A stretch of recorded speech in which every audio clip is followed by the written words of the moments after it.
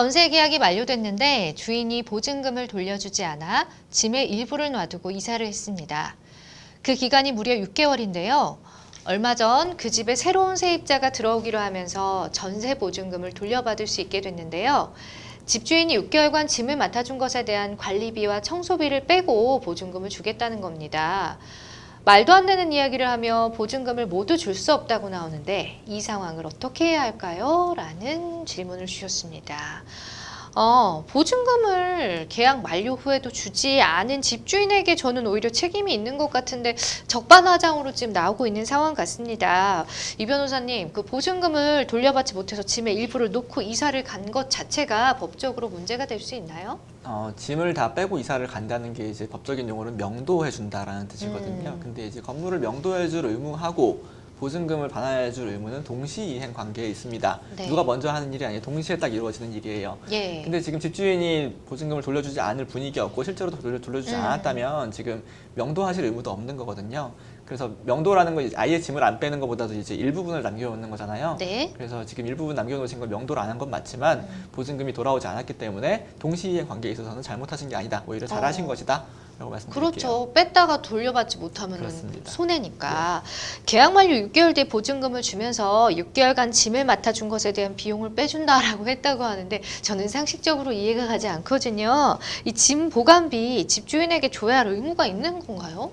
네, 그 좀 전에 이제 네. 변호사님 말씀 잘 해주셨지만 네. 어쨌든 그 집을 나중에 임대차 계약 기간이 끝나고 명도할 의무하고 보증금 반환 의무는 이제 동시행 관계에 있거든요. 근데 그 집주인이 먼저 이제 보증금을 반환을 안 한 거잖아요. 그러니까 그 임차인으로서도 그 집을 빼는 게 오히려 더 이상한 상황인 거고 그죠. 거기를 일정 부분 이제 점유를 하면서 이제 명도를 안 하고 유지를 하는 게 이제 맞는 상황이고 그런 상황은 당연히 불법 점유가 되긴 어려워. 예를 들어 남의 집을 뭐 불법으로 점유한 다음 일정 부분 손해배상을 해줘야겠지만 이 경우는 정당한 권리 행사에 이제 해당하기 때문에 여기에 해당하는 어떤 보관비나 이런 거를 지급할 의무는 없다고 보여지고요.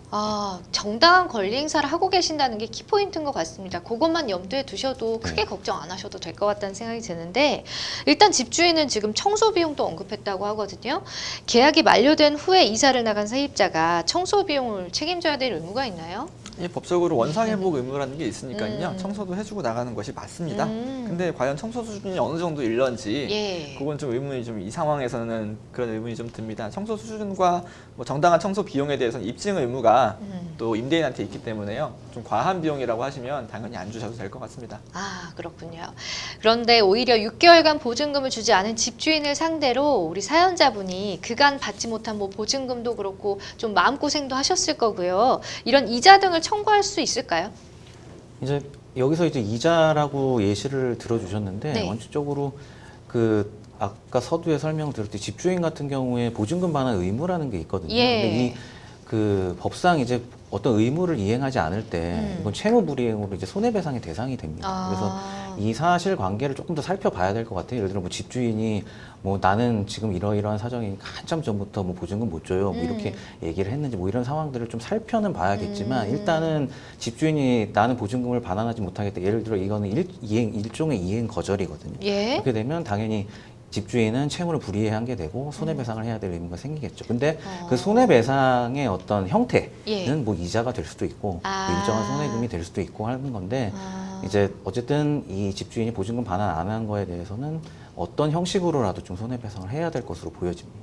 일단 이 정황을 미뤄봤을 때는 집주인이 손해배상 집주인에게 청구가 충분히 가능한 사례로 보시는군요. 알겠습니다. 그게 뭐 이자가 됐든 손해금이 됐든 어떤 식으로든 청구는 할 수 있을 것으로 보인다 하셨는데 이 보증금을 전부 다 이제 제대로 돌려받기 위해서는 어떤 조치를 취해야 할까요? 사실 이게 제일 중요한 부분이거든요.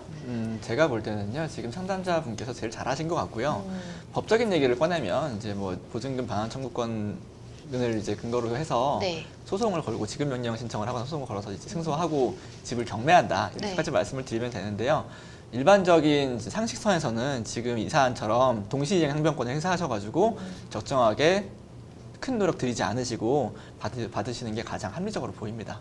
맞습니다. 합리적으로 좀 잘 합의를 보셔가지고 얼른 보증금을 좀 반환 받으셨으면 좋겠고요. 일단 우리 사연자분은 정당한 권리를 행사하시고 잘하셨다는 점 기억하시면 될 것 같아요.